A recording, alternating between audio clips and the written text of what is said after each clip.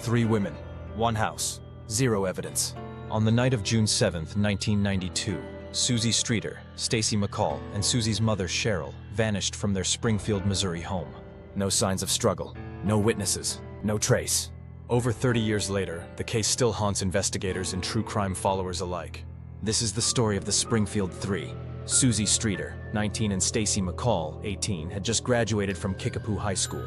They planned to stay at a friend's house after attending a few graduation parties. But plans changed. At the last minute, the 2 girls decided to spend the night at Suzie's house, where her mother, Sherrill Levitt, 47, was already asleep. They were last heard from around 2:15 a.m. on June 7, 1992. The next morning, friends and family grew concerned. Calls went unanswered. The girls failed to meet others at a nearby water park. When friends visited the house, all 3 women were gone. But their purses, keys, cars, and cigarettes were left behind. The front porch light was shattered.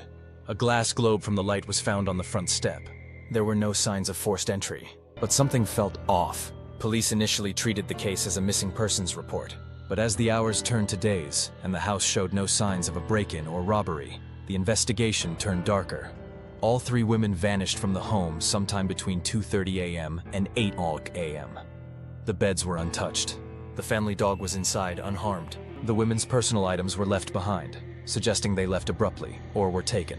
One friend who visited the home reportedly cleaned up broken glass from the porch light, unintentionally tampering with potential evidence. Another friend claimed to have answered a strange, lewd phone call while inside the house that morning. Police could not trace it. Despite early efforts, the scene was never treated as a crime scene. Evidence was lost, leads dried up, strange clues and theories. A parking ticket was issued to Sherrill's car, parked in her own driveway, at 2:15 a.m. A neighbor reported seeing a van with a strange man nearby, but the description was vague.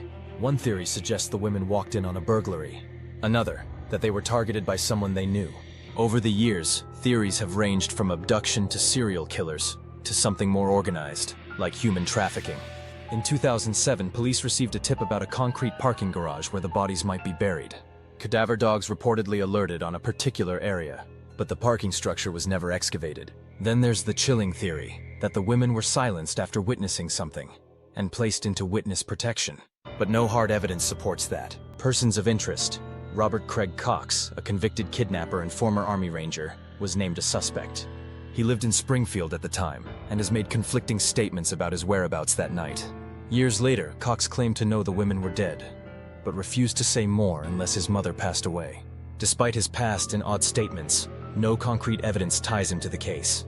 The case remains open. The Springfield Police Department still receives tips, but none have led to a resolution. The house on 1717 East Delmar is now privately owned, but remains infamous in true crime circles. Annual vigils are held. Websites, podcasts, and forums continue to investigate. Yet, after 3 decades, the fate of the Springfield Three remains one of the most baffling disappearances in U.S. history. No break-in, no ransom, no bodies. 3 women vanished into the night and were never seen again. This is Quiet Nova Files. Subscribe for new episodes every week.